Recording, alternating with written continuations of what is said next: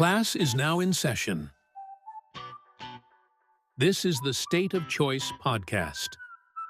Welcome back to the State of Choice podcast. I'm your host, Ed Tarnowski, also known as Ed with That Choice. Joining me today, my colleague, Katherine Schultz, and we also have a guest today, which we're really excited to introduce, Trish Donahue with HopSkipDrive. Trish, why don't you tell us a little bit about you, your background, and HopSkipDrive? Sure. Thank you so much for having me. As you said, I'm Trish Donahue. I'm our Senior Vice President of Legal and Policy at HopSkipDrive.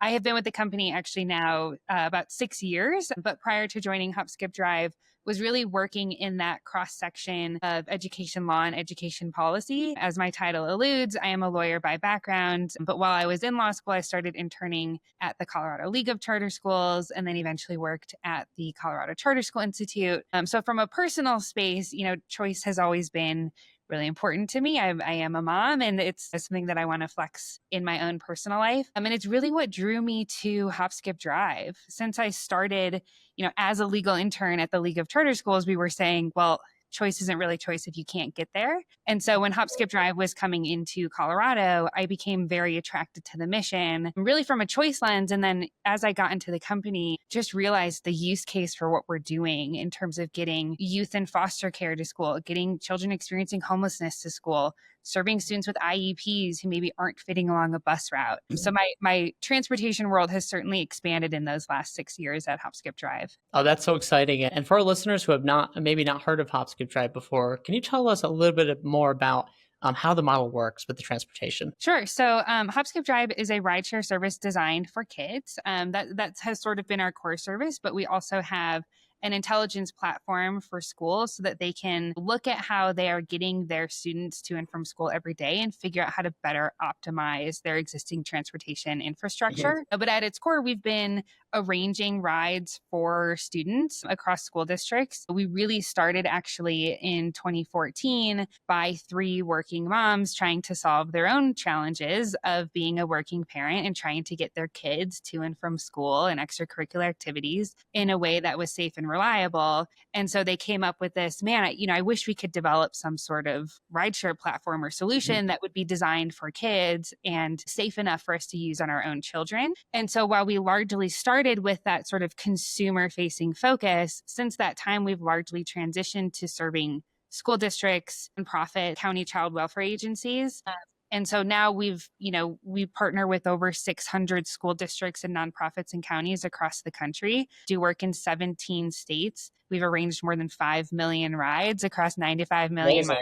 It's something we're very proud of. Yeah, and as you should be. And this is a really exciting time because as we're seeing people get more excited about choice, more school choice spreading across the country and in different forms, particularly from the choice lens on private school choice, like education savings accounts, refundable tax credits, the need for transportation is only going to increase. And I know we hear a lot of concerns often of in rural communities, how is choice going to help us if we're too far from a school, or if we can't get our kids to school in the morning from a school that might be a little further than the one that's right down the street. But they are looking for something a little bit different of a schooling model. Can you tell us how this model might be able to help in states with rural communities who are embracing private school choice, ESA programs, things like that? Sure. The reality is that over 53% of parents today get their kids to school in a private vehicle. And so when I think about HopSkipDrive, I think it's really about meeting families where they're at and increasing their leverage to actually exercise choice and options within their communities. The yellow school bus is a huge component of student transportation, but it's not the only component. And in fact,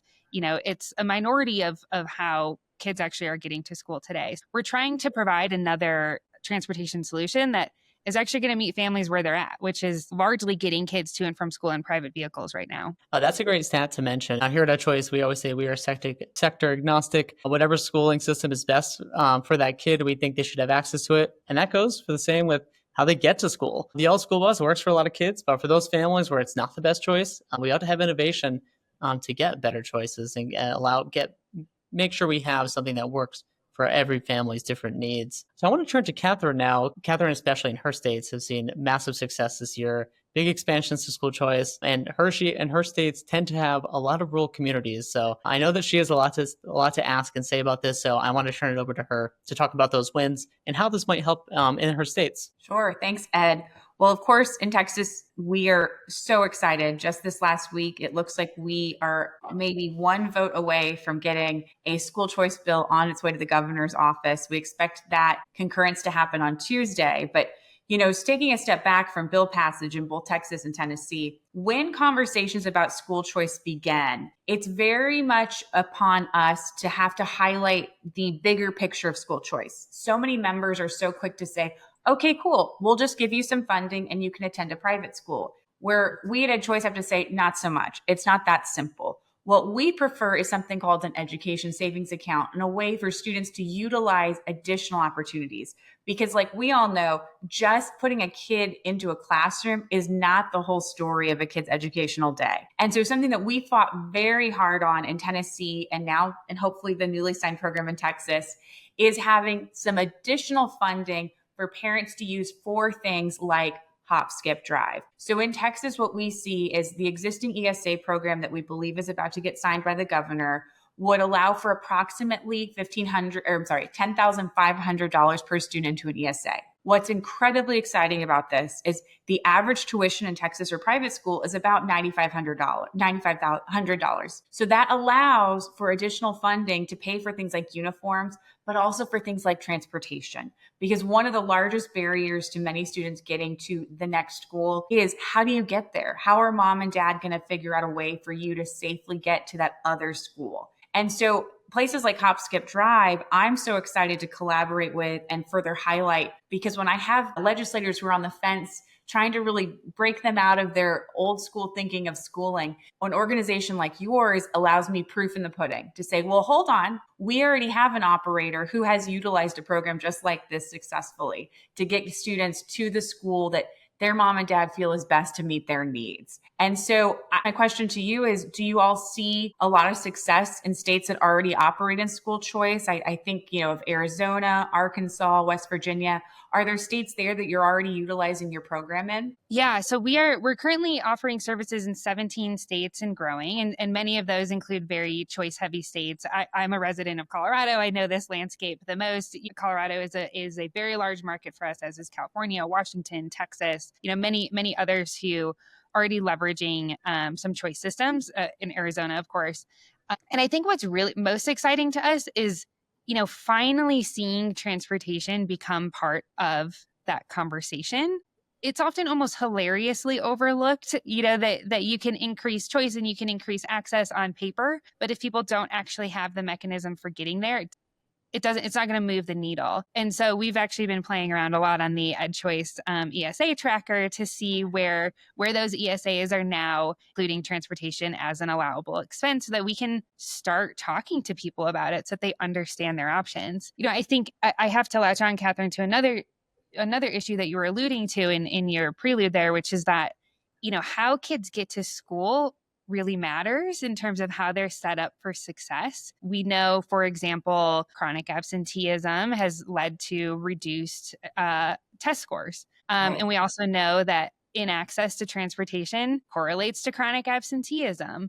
We've also seen that families who have to, for example, increase time in transit have lower educational opportunities and lower test scores as well. So having a solution for families to actually have a door-to-door model is also critically important and needs to be part of the conversation for families who maybe the kid is spending 2 hours on city buses connecting them to school. We have to think about the inequity that introduces as well if we want to see improved educational outcomes. Absolutely. How does HopSkipDrive connect to communities? How do you alert parents to say, hey, we're here, please utilize us? That's a really good question. And so much of our focus has really been on making sure that our school and our school district partners know how to access us. And then they really, work to inform the communities. But as we have grown in markets, certainly parents hear about us and they reach out to us to schedule rides on their own.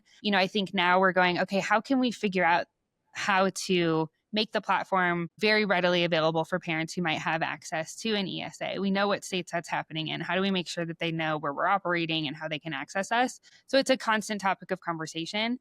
We, of course, do things like local press so that people see us on the news and hear about us on the radio. But how do we really get in with the parent communities to make sure they understand all of their options is something that's ongoing. It's something that is typically done best in person, and it takes a lot of time to invest in building those relationships. We actually have a community engagement team under my organization here who does a lot of work talking to parents and getting them engaged on the issues. Very cool. Because, in Tennessee, we just passed a big school choice program there in February. It was signed into law. And I know that we're looking at doing a big summit out there for implementation. And so it's certainly HopSkipDrive as a group I'd like to promote there, along with any other solutions, just to further solidify, legislators, they believe you when you say, look, there are options, but it's so much more helpful to have members of the community saying, oh no, the demand was here, and here is the company that came in and provided the solution.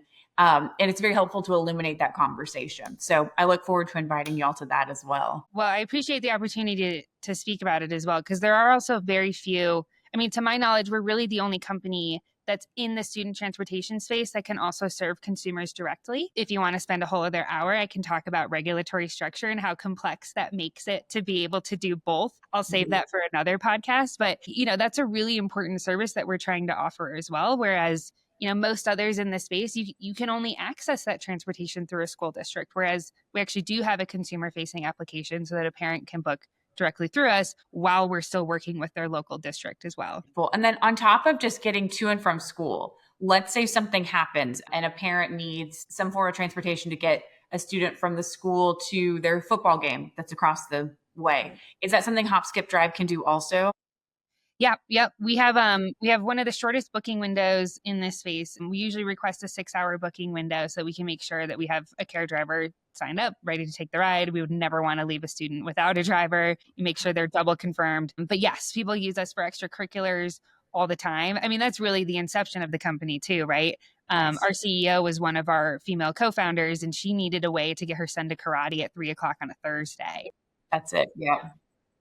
Definitely part of the use case we're filling. Oh, that's excellent. Because that adds also to the expansion of showing lawmakers and parents what ESAs can be a part of. Because if you have funding there for transportation, many of the ESAs also allow for you to take maybe concurrent enrollment classes where you could take classes at your local community college. And so having that transportation piece, maybe mom and dad can get you to your private school that you want to attend, but then maybe something else can, like HopSkipDrive, can then connect you to your junior college course. So very exciting. Right. Yeah.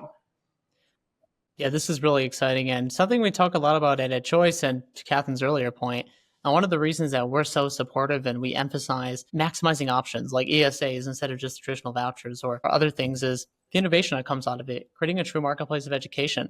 For so long, it was just a monopolistic system, and it was always, well, this is how things have been done. But this is a perfect example of choice and a marketplace of education, creating innovation and new ideas and new ways of that fit the unique needs of kids and parents. And I think the model itself is quite an innovation, but you guys are continuing to innovate in another area as well on efficiency. You guys have a new AI tool that reroutes plans for transportation officials. I'd love to hear more about that. Yeah, so the tool is called RouteWise AI. It's relatively new for the company. It's a full transportation intelligence platform for districts. And really what that means is in a very secure environment, I will plug that we're SOC 2 Type 2 compliant for our data security folks out there. That is really important to us and to the function of the platform. But basically, we capture districts' data, ridership data, how many drivers and vehicles do they have available, what are their differing bell times, and through our systems, through our AI systems, coupled with very experienced analysts on the teams, we're able to spit out recommendations for them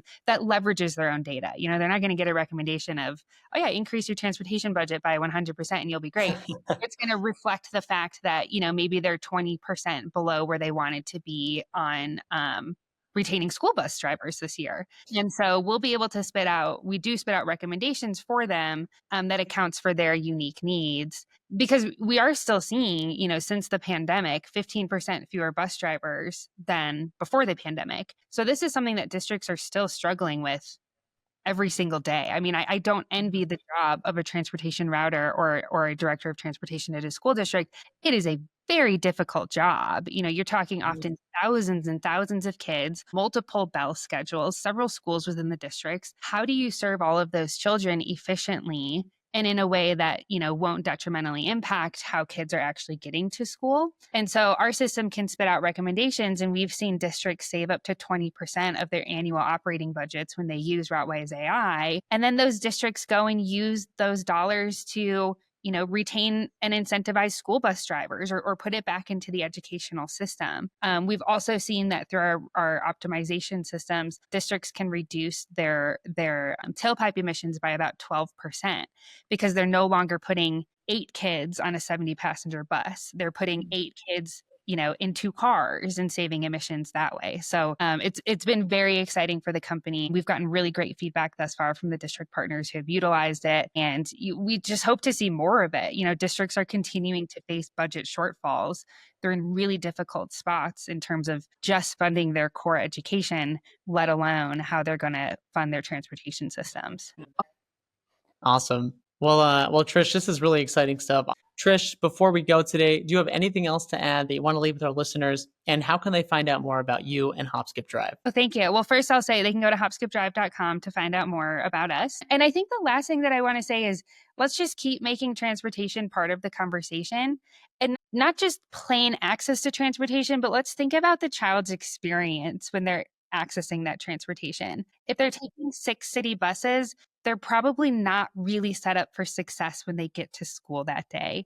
And it's something that we have to start thinking about. Let's meet families where they are and figure out how to do this in a way that, will still be in line with district values and what they want to offer while meeting families where they are and making sure that kids can access their education well rested and actually ready to start the school day. Absolutely. Thank you so much for joining us today. It was a pleasure having you on. Trish Donahue with HopSkipDrive. I hope you'll go check out their work.